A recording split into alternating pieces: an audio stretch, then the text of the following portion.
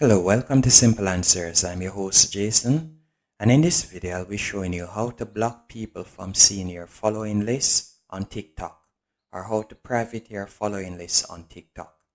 First, let's go into the app. Once you're on your main profile page, you're going to tap on the three dots in the top right hand corner. From there, you're going to select privacy, and you're going to scroll down and you will see following list. At the moment mine is set at everyone.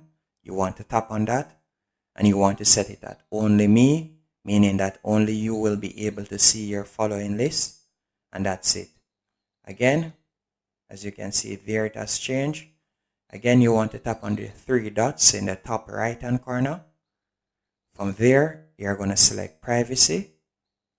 Then you want to scroll down and you want to tap on following list, and you want to ensure that it is set at only me.